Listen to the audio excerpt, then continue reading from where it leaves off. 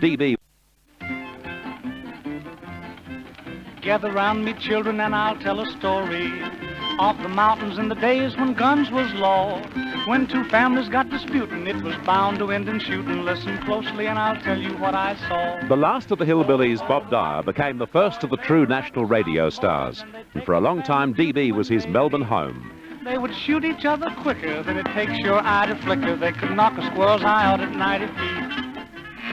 The buzzer was first. While the iron is hot. While the iron is hot, that's 1 point for the spinster. And the bell came in but a second. All right. That's correct. That's right. Now, here, he agrees, but it's a little bit too late for himself. Now, here's the second question. There's 1 point for the spinster. 3 out of 5 wins the chance to hit the jackpot. How many days are there in leap year? The bell. 366. Oh, yes, indeed. I'm glad you went up to 66. The score is now 1-1. 1 for the spinster and 1 for the bachelor. And that is very early Bob Dyer. Of course, to follow that, he had great success with Pick-a-Box. He had great success in television. And the argument still goes on. Bob Dyer or Jack Davy, who was the greater? Well, they were both great, each with their specialized talents. Perhaps this is a good opportunity to call a truce and simply remember them both as stars of a very special era.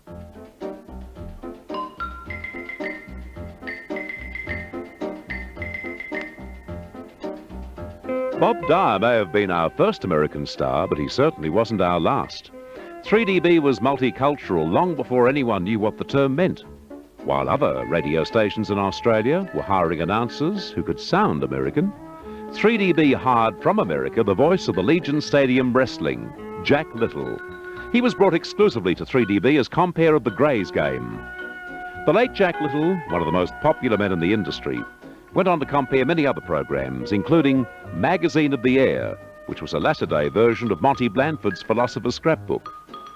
Jack joined the exodus from radio and began his long career at Channel 9 in 1957.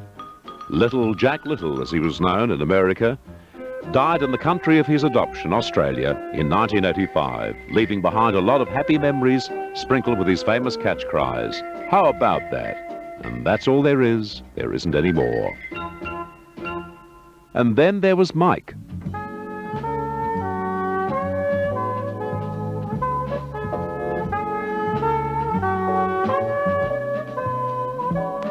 Canadian Mike Dyer, who also went on to television like Jack, started his radio career in Australia at 3DB, like Jack. Mike was a great devotee of jazz. He began a program called Sound Study, which introduced to late-night listening some jazz artists and material not previously heard on DB. Cube had struck at DB many times over the years, and many met their match and spouse at the station. Mike was one of them. He married the lovely Judy Tilton. Judy Dyer reminisces about how Mike got his job and how they met. Dave Worrell hired Mike, and because the Canadians had been very kind to Dave when he'd made his trip to... Dave! Here I am saying Dave. It was always Mr. Worrell, sir. But I'll be forgiven, I think. And he got the job as a disc jockey on All Night Show.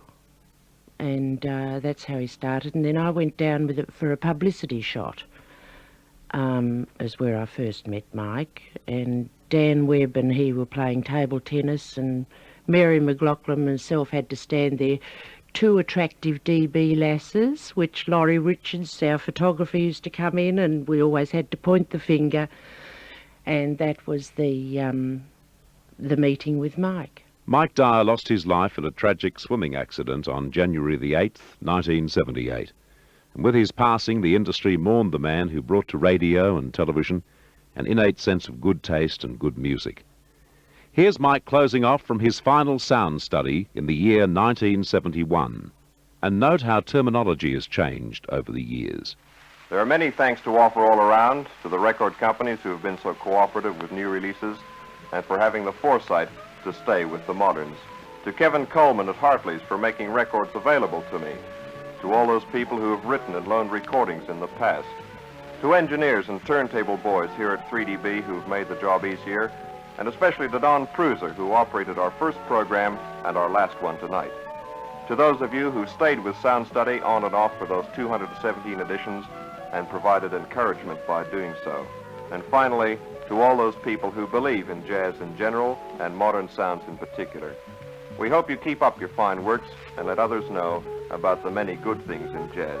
Until sometime then, this is Mike Dyer saying stay gay, thanks for listening, and trusting you'll be on hand whenever and wherever classes should reassemble.